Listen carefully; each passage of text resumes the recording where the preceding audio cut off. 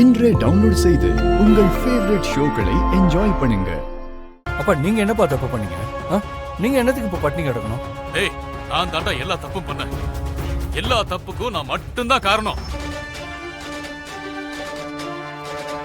ரம்யா பச்சை குத்துனதுக்கு நீங்க என்ன பண்ண முடியும் அங்கிள்?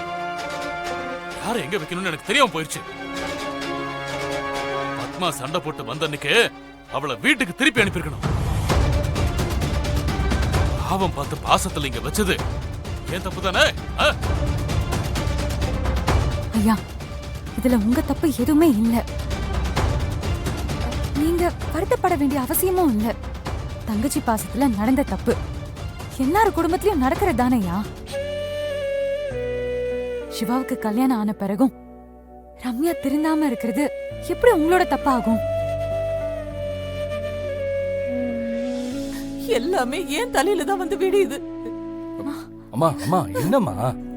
ஐயோ, ரம்யாவையும் ஏன் பொண்ணு மாதிரி தான் நான் வளர்த்தேன். நாகர்கோயில்ல இருந்து வந்தவங்க கிட்ட அவர் அசிங்கப்படுத்திட்டா. அவர் மேல மரியாதை இருந்தா இப்படி எல்லாம் செய்வாளா? ஐயோ, எல்லாரையுமே அசிங்கப்படுத்திட்டா. தயவு செஞ்சு அழாதீங்கம்மா. அழ வேண்டிய அவசியமும் இல்ல. எல்லாத்தையும் சரி பண்ண வேண்டியது பத்மா.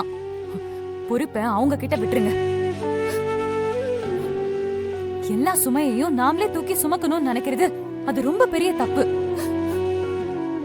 அவங்க சுமையா அவங்க தான் சுமக்கணும். அதுதான் சரி, அதுதான் செய்யணும். துளசி சொல்றதும் சரிதான்.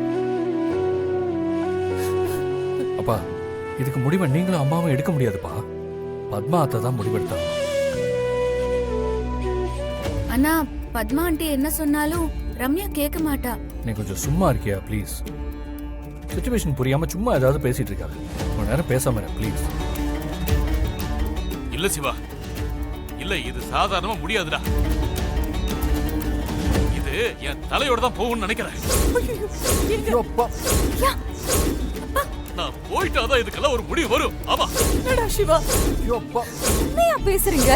இல்ல ஐயா, என்னங்க ஐயா,